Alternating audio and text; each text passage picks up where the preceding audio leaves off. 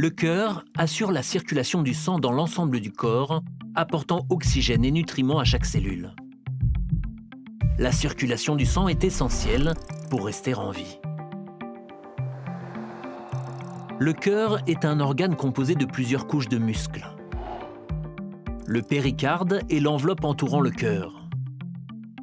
L'endocarde est quant à lui la plus interne des couches du cœur. Le cœur est divisé en 4 cavités, 2 inférieures et 2 supérieures. La cavité supérieure du cœur, appelée atrium, reçoit le sang arrivant jusqu'au cœur. Les 2 cavités inférieures sont les ventricules qui redistribuent le sang. Entre chaque cavité se trouvent des valves qui s'ouvrent et se ferment et aident à la circulation sanguine. Ce sont les valves tricuspides, mitrales, pulmonaires et aortiques. Un cycle commence quand un sang pauvre en oxygène revient au cœur après avoir circulé dans le corps. Le sang entre par l'oreillette droite avant de passer dans le ventricule droit. Il est ensuite propulsé vers les poumons via l'artère pulmonaire.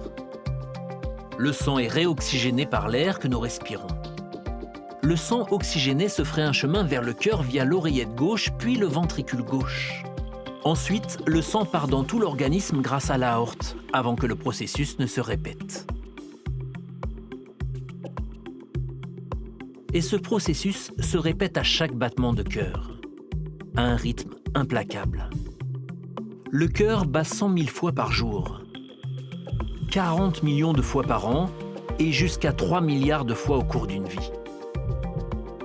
Mais certaines pathologies peuvent perturber ce rythme et cette normalité. Elles peuvent aller de l'infarctus du myocarde ou crise cardiaque à des maladies cardiaques et l'hypertension. Par contraste, l'exercice physique et la stimulation émotionnelle peuvent aussi avoir un impact sur le rythme cardiaque. Les divers vaisseaux qui composent le système circulatoire sont un réseau de veines, d'artères, de capillaires qui s'étendent sur plus de 96 500 km à travers l'ensemble du corps. Et le cœur en est la pompe centrale.